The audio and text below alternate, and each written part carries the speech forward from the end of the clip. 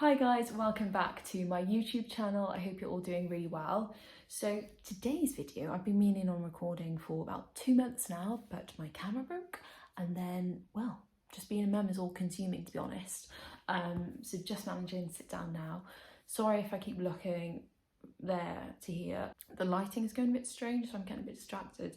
So anyway, without rambling, I'm going to go straight on into this video. Just to preface with, this is just my experience, this is just my journey so far. My son is 4.5 weeks old now, so I've learned a lot in that time, but obviously have a long way to go. So this is just my own experience. Obviously I'm not professional, so anything I mention in here, please take with a pinch of salt. So my day as a mum, okay.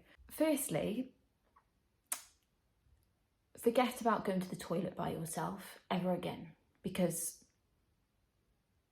that just doesn't happen. If your partner's off at work and you are looking after the baby, that baby's coming into the toilet with you come rain, snow or shine, unless they're asleep and you've got a baby monitor, obviously. So I wake up, I don't have any time to come to or anything like that. The baby wakes up, I wake up. I go to the bathroom, the baby comes with me. We have like this little this little like a pod that's in the bathroom. So when I'm going to the toilet, I have to put him down on there. I have to clean my teeth with him watching me, trying to amuse him. And a lot of the time, I'll be honest, I don't shower until Josh gets home from work, or if he's working from home, then I'm able to take a quick shower because he takes the baby on his lunch break or something, which I'm very grateful for. But that's the first thing. Secondly, eating. I'd say the first 2 to 3 months, I really personally struggled with eating anything because the baby needed me all the time. And it really is as simple as that. The baby needed me, and I lost a lot of weight in the first few weeks, excessive amounts of weight, I'd say. So I learned from my mistakes, because I can't be a good mum to my son if I'm not looking after myself. And so I made sure the night before I prepped like a sandwich or something, make sure there's something already like ready to grab, because in those first few months, my gosh, it is so hard. You literally don't have a second to do anything. So I made sure I have like snacks dotted around the house, water bottles in every room, because you never know when your child is going to need, you to just like feed them or bob them around, get them to sleep, console them, nappy change them. You don't know what room you're going to end up in, and you need to have things ready for yourself in case you're nap trapped for a good amount of time and you're needing food. If you're breastfeeding as well, you're using up so much of your bodily energy and calories to create that milk and then also feed your child. So you need to be eating a lot more than you would usually eat anyway. Not to say that if those who aren't breastfeeding, it doesn't take energy, because just looking after a baby takes so much energy in itself. Another pointer I'd like to talk about is sleeping and rest. So just after I gave birth, a lot of people would say to me, sleep when the baby sleeps, sleep when the baby sleeps.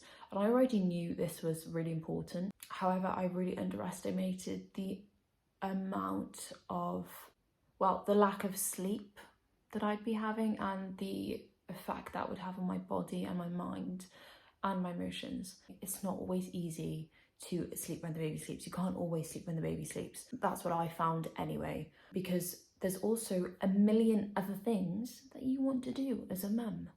Obviously you prioritise sleep because that is very important. However, maybe you haven't eaten and you feel like you're going to pass out, so you need to grab something to eat. Maybe you're desperate for a shower. Maybe you need to clean the house. Not need to, want to. Maybe you just need some rest, like chill time, awake chill time. There's so many things. Like when your child goes down to sleep, it feels like you have bullet point list of things that you want to do with that time, and you literally do not know where to start, and then you just kind of want to crawl up in a ball because you want to do everything but you can't do it all, and then you just don't know which one to choose. I'm sure all mums can relate to this. Sorry if I'm rambling and talking quite fast. There's just so much I would love to cover that I don't really want to miss much out. But mums, I just want to say, don't feel guilty if you're not sleeping every time the baby sleeps. You know what's best for you. You know whether having, your rest time awake is more important for you than sleeping in that moment. You know if eating is more important than sleeping in that moment. So just do what's right for you. But of course, do sleep and rest when you can, because the first two months were, I cannot even begin to express how sleep deprived I was. I am still sleep deprived, but nothing close to how it was at the start. Next up, your new identity as a mum. This is a big one, a really big one, if not the most significant. For me, this has been the most life-changing time. I'm still myself, I'm still Mvanwi, I still love the things I used to love, I still have the same kind of interests, although some have changed, interestingly. However, every second of every day, every breath I take is for my son and my family. And there are parts of my heart that have changed entirely, and selflessness is now all I feel. And I don't say that in a kind of like, oh, I'm so selfless. You literally can't help it. As a mum, all you think about is your child, and that pushes out a sense of self, I'll be honest, at times. I've had many days where I feel like I'm a walking shell at times, even though I'm so beyond grateful and so beyond happy. There are also moments and days where you just feel like you're like a walking, I don't know, like walking zombie, just like having to do this and that and the other, and you don't even recognize yourself anymore. And that's just because you're under so much demand and so much change is happening in your body. You're going through the biggest hormonal drop like a human being ever goes through after giving birth. There's a massive hormonal drop. You're going to have emotions and feelings that you probably haven't had before. I've definitely had that myself, and it can be really hard to navigate. Mum guilt. Mum guilt is a real thing, okay?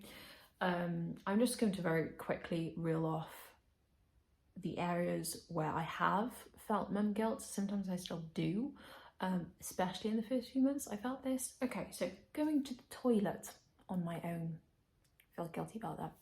Having a very quick 5-minute shower when I should be enjoying myself. Eating food, feel guilty, because does my baby need me? Like, how are they feeling right now? I shouldn't be eating. They need me more than I need my food, which is not true all the time. Even going to the shop for 5 minutes, if your partner's said, go to the shop, go for a walk, go do your thing for however long you need. 5 minutes in, oh my gosh, what am I doing? I should be back with the baby.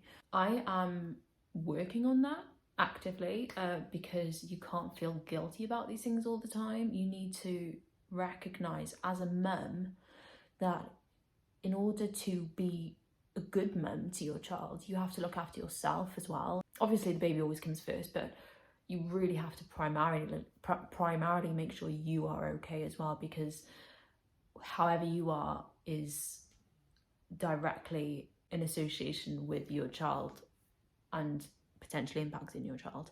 Anyway, next point. This one I'm looking forward to covering. So being a mum it's the most, I'm going to get emotional, it's the best feeling in the world. I'm sorry, I didn't recognise I'd start getting tearful here. It really is the most, I really don't take it for granted. I don't take any second of being a mum for granted. Since I was a little girl, I've dreamed of the day that I can be a mum, and now I'm actually living it.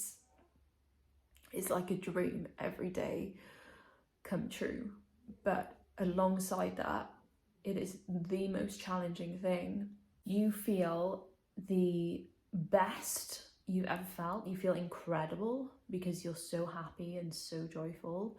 However, you also feel like the worst you've ever felt, like you are pushed to your limits and beyond. You go into your reserve tank and then you go to the tank that there's nothing left in, and you still somehow manage it. It doesn't matter how you're feeling. If you're so drained physically and mentally you can't carry on, you do carry on, because that's just how it is. You have a child, you're responsible for a child, and you have to look after them and give them everything they need. So in that sense, it is the most challenging thing, but I wouldn't change any of that for the world. Hi guys, next day here. I didn't manage to finish recording my last point yesterday. Now this one is for everyone actually, not just mums, and it's also, I think, the area that most mums can relate to. Handing your baby around to visitors, family and friends after you've given birth. I could really talk for a while on this one, but I'm going to try and keep it short. I'm going to try and share certain things so mums watching this can feel like, oh yes, I know exactly what you're talking about. And also family members and friends who maybe have someone who is pregnant or about to give birth, or maybe has just given birth. So this one is really for everyone. For 9 to 10 months, you are carrying and growing and nurturing your child. And then all of a sudden you go through a very hard labour, birth, because every birth and labour is hard to a certain degree, let's face it. And you're no longer carrying your child inside you, but you have your child externally, you know, in your arms, and you're no longer the sole carer, I guess, for that child. When family and friends come to visit, it's really hard. Maybe some mums don't feel this, but I think the majority of mums I've spoken to and my friends do. I definitely did. So when you have your family and friends coming around, it feels really difficult to pass the baby over to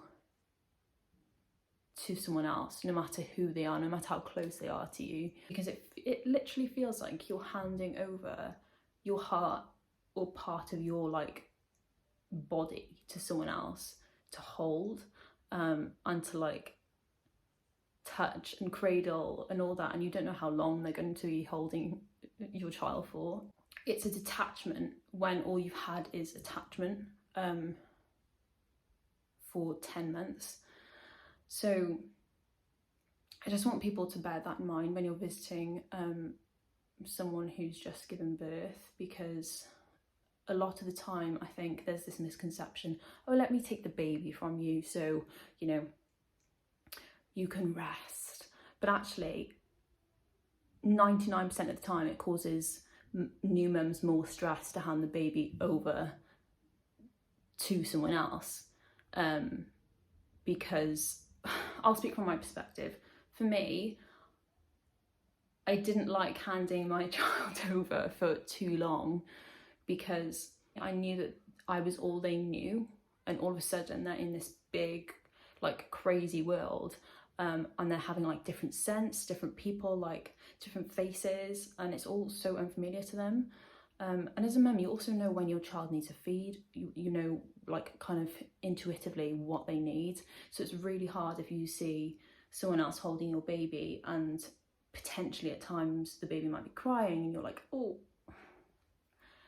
Now this also leads me on to my next point, which is really, really important. I really want to get this on this video. When you're in your immediate postpartum phase, so the 4th trimester, I guess, especially the first 2-3 weeks, as a woman, you've just gone through the like most traumatic, intense experience of your life, and your mind and body is recovering from that. It's still in shock from that, and you're feeling really fragile and probably quite vulnerable. I know I did.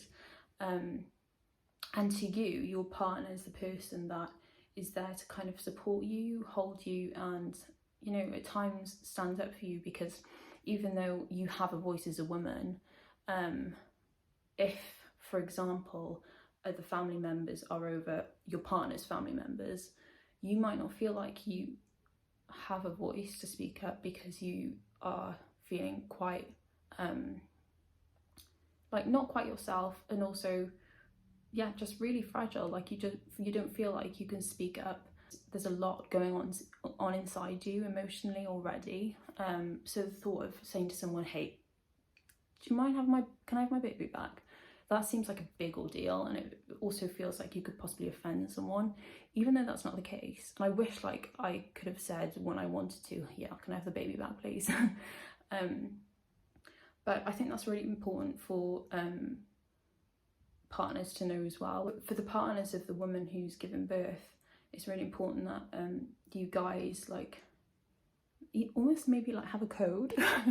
So just give the look like, okay, I need my baby back now, and the guy should really like just stand up for you and say,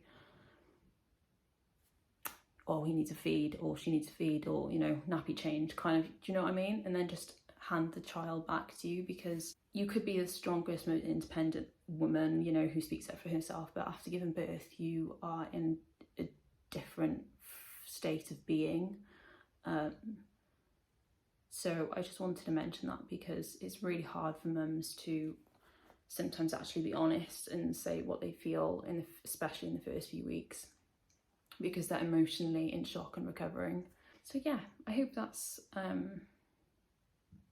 coherent in some way. I think I could have said that a little bit clearer, but I'm sure it makes sense to some degree. But yeah, mums, don't feel like you're alone in that. I know most of my friends who have also recently given birth have found that really hard.